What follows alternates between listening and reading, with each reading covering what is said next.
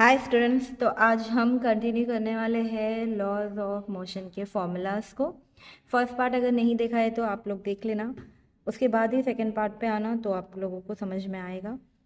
अब first part में हमने क्या कंप्लीट किया था? Head on collision, one dimensional collision complete किया था। ओके, उसमें रिलेटिव स्पीड ऑफ अप्रोच क्या होता है वो बताया था मैंने कि दो ऑब्जेक्ट है, जब ये ऑब्जेक्ट इस ऑब्जेक्ट को अप्रोच कर रहा है, दोनों की जो रिलेटिव स्पीड होती है उसे डिनोट किया जाता है u1 माइनस u2 से।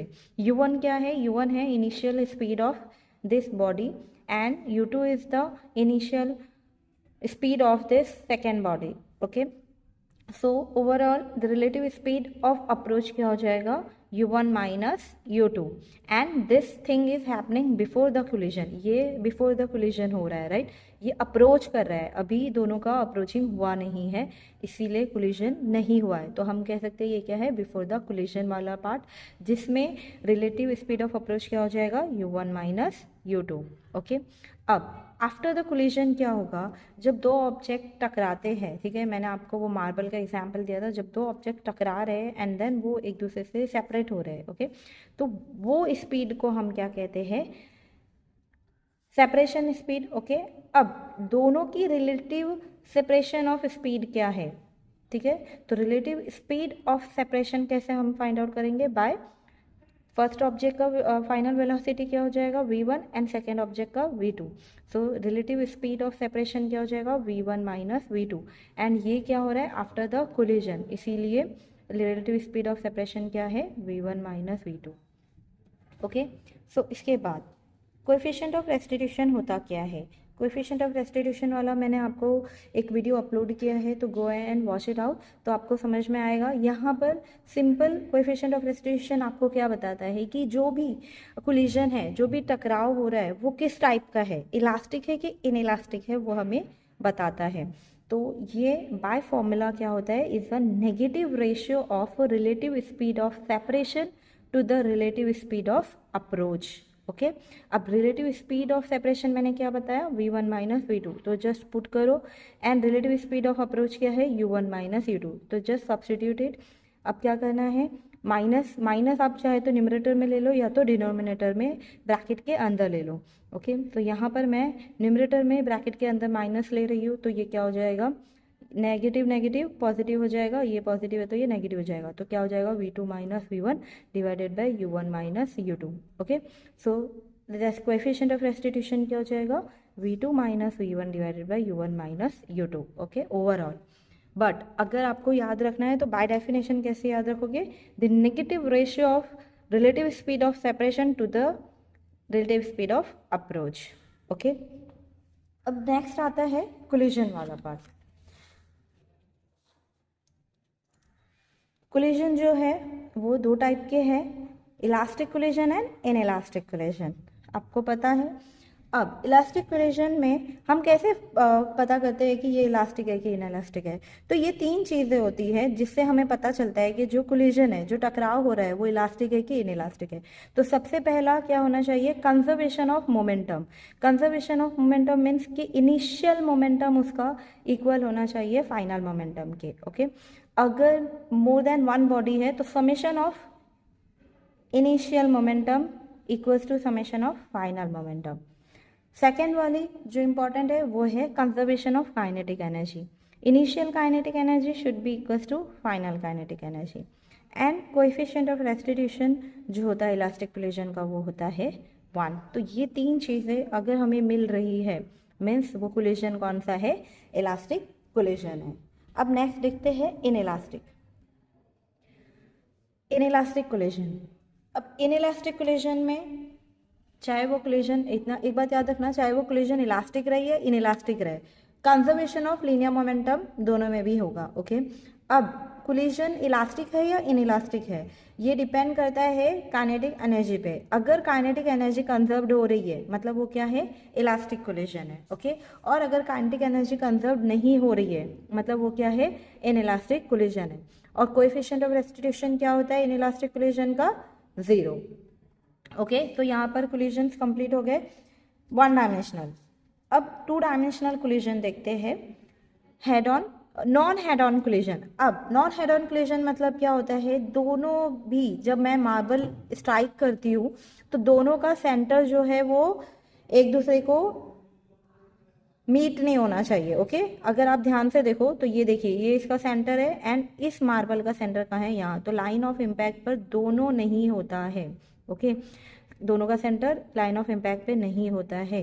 तो क्या हो जाएगा, आपने कैरम खेला होगा, कैरम में क्या होता है, अगर दोनों का सेंटर मैच हो रहा है मतलब वो उसके साथ आगे जाएगा, राइट, उसके साथ आगे जाता है। लेकिन अगर दोनों का सेंटर मैच नहीं हो रहा है तो क्या हो जाता है कि आपका कवर कहीं और चला जाता है और आपका स्ट्राइकर कहीं और चला जाता है, राइट।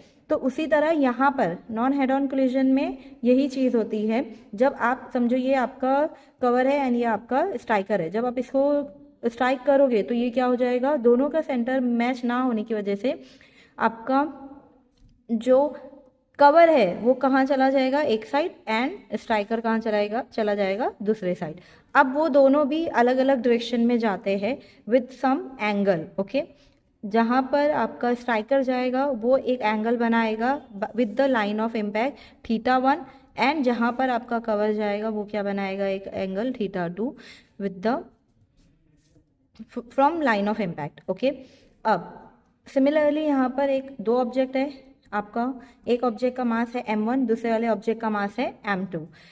फर्स्ट वाले ऑब्जेक्ट की वेलोसिटी है u1 एंड सेकेंड वाले की है u2 and these are initial velocities. Okay, जब दोनों का कोलिजन हो जाएगा तो क्या हो जाएगा, एक साइड चला जाएगा और एक दूसरे साइड चला जाएगा। ओके, एंड दोनों का कुछ तो एंगल रहेगा। अब जब ये इस साइड चला गया तो ये देखिए, ये है आपका v1, ये सम वेलोसिटी v1 ये यहाँ पर चला जाएगा। ओके, ये v1 मीन्स ये फाइनल वेलोसिटी है कोलिजन के बाद, जब ये दोनों कोलाइड हो जाएंगे तब। ओके, तो ये कोलिजन के बाद की है, ये इस डायरेक्शन में जा रहा है, राइट। अब हमें क्या चाहिए, कंपोनेंट चाहिए। ओके, एक्स एक्सिस और वाई एक्सिस के कंपोनेंट चाहिए। तो ये हो जाएगा आपका जहाँ पर एंगल बनता है। ओके, जहाँ एंगल बनता है वो होता है आपका कॉस थीटा वाला कंपोनेंट, जहाँ पर नहीं बन रहा है वो होता है साइन थीटा वाला। तो ये वेलोसिटी v1 है, तो ये कंपोनेंट क्या हो जाएगा, v1 cos θ1, एंड ये कंपोनेंट आपके इसकी ये कंपोनेंट क्या हो जाएगा, v1 sin θ1। ओके, सिमिलरली इस ऑब्जेक्ट के लिए भी हो जाएगा।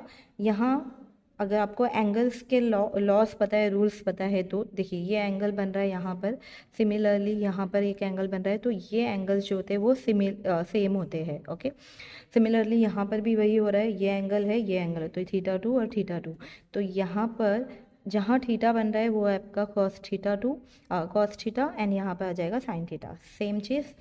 अब नॉन हेड ऑन कोलिजन में हमें क्या करना है, अगर आप ध्यान दो तो एक कंपोनेंट आपका वाई डायरेक्शन में जा रहा है, राइट, और एक कंपोनेंट जो है एक्स डायरेक्शन में जा रहा है। ओके, अब हमें क्या फाइंड आउट करना है, हमें देखना है कि इलास्टिक कोलिजन और इलास्टिक कोलिजन के लिए क्या क्या हमें कंपोनेंट्स मिल रहे हैं।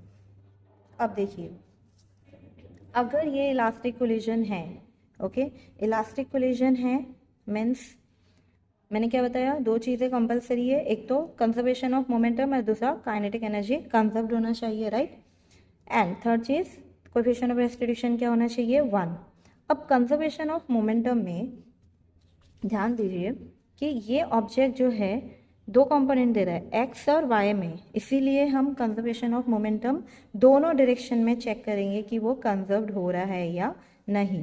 ओके, अब इस डायरेक्शन में देखिए, एक्स डायरेक्शन में summation of p of x initial equals to summation of px final। okay, similarly y direction में भी summation of py initial equals to summation of py final होना चाहिए, right। अब x direction में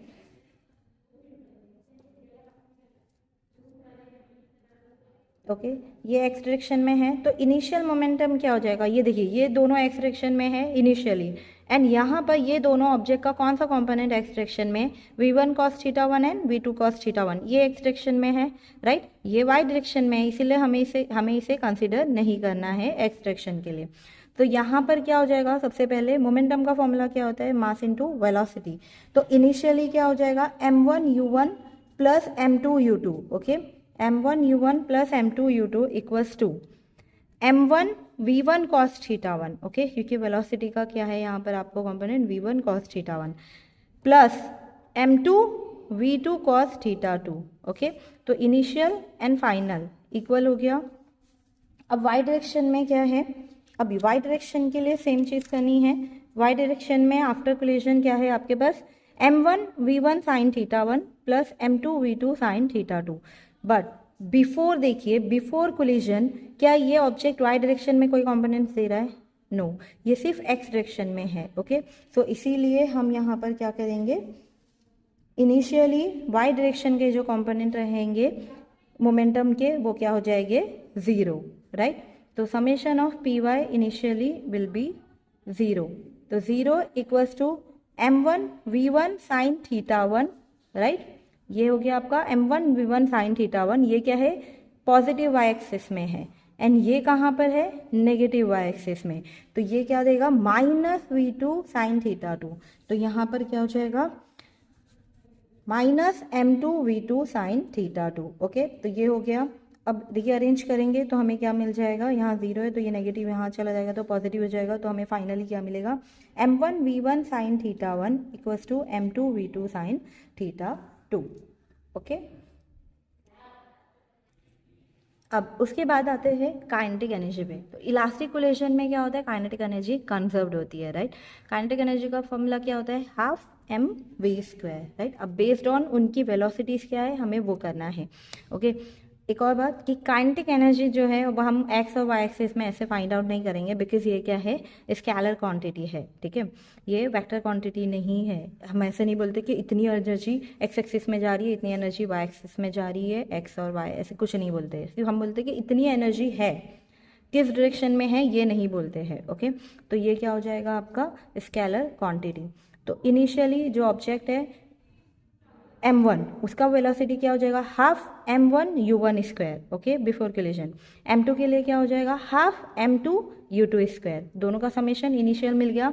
final में क्या हो जाएगा, half m1 v1 square plus half m2 v2 square, okay. अब हाफ कॉमन लेके हम कैंसिल कर सकते हैं, तो क्या मिलेगा, m1 u1 square plus m2 u2 square equals to m1 v1 square plus m2 v2 square, okay. So elastic collision में, नॉन हेड ऑन कोलिजन में हमें तीन इक्वेशंस मिली है। काइनेटिक एनर्जी के लिए एक मिला है, काइनेटिक एनर्जी से एक मिला है, एंड दो इक्वेशंस हमें किससे मिली है, कंजर्वेशन ऑफ लीनियर मोमेंटम से, एक एक्स एक्सिस में और एक वाई एक्सिस में, ओके। अब जो इनइलास्टिक कोलिजन होता है उसमें तो काइनेटिक एनर्जी कंजर्व नहीं होती है, राइट। तो उसमें क्या होता है, उधर कुछ तो लॉस होगा, ओके। सो वो loss of kinetic energy during perfectly inelastic head on collision क्या होता है, del k dot E, that is kinetic energy is equals to m1 m2 divided by m1 plus m2 into u1 minus u2 bracket का whole square, okay. जहाँ पर m1 और m2 क्या है, masses है दो बॉडी के, एंड u1 एंड u2 क्या है, देयर इनिशियल वेलोसिटीज, ओके। उसके बाद last is the impulse. Impulse क्या होता है, मैंने आपको बताया है कि इंस्टेंट फोर्स जो होता है, राइट, कम टाइम के लिए जो ज़्यादा मैग्नीट्यूड में फोर्स लगता है वो नथिंग बट आपका इम्पल्स होता है, ओके। सो यहाँ पर डायरेक्टली मैं फॉर्मूला बता रही हूँ इसीलिए इन डिटेल में नहीं जाऊँगी। सो उसके लिए अगर आपको चाहिए इन डिटेल की इम्पल्स क्या होता है तो प्लीज़ कमेंट, तो मैं उस पर भी आपको एक लेक्चर अपलोड कर दूंगी। तो यहाँ पर फिलहाल सिर्फ फॉर्मूले से देखते हैं कि इम्पल्स को डिनोट किया जाता है आई से। चेंज इन मोमेंटम होता है वो is equals to del P P F minus P I, okay. So ये क्या हो जाएगा, I equals to del P equals to integration of F dot D T. अब ये एफ डॉट डी टी क्यों होता है, because by the second law of Newton's के सेकेंड लॉ से क्या होता है, फोर्स क्या होता है, the rate of change of momentum, right, by the second law of Newton second law, F is equals to d p by d t, okay. अब यहाँ पर अगर हम इंटीग्रेशन ले तो ये क्या हो जाएगा, del P equals to F d t, okay. इसीलिए यहाँ पर इम्पल्स को इंडिकेट किया जाता है del P equals to integration of F dot D t, okay. तो यहाँ पर आपके पूरे फॉर्मूलेस तो नहीं बोल सकते but most of the formulas मैंने कवर किए हैं। आपको अगर और चाहिए वीडियोस तो please comment in the comment box. Thank you.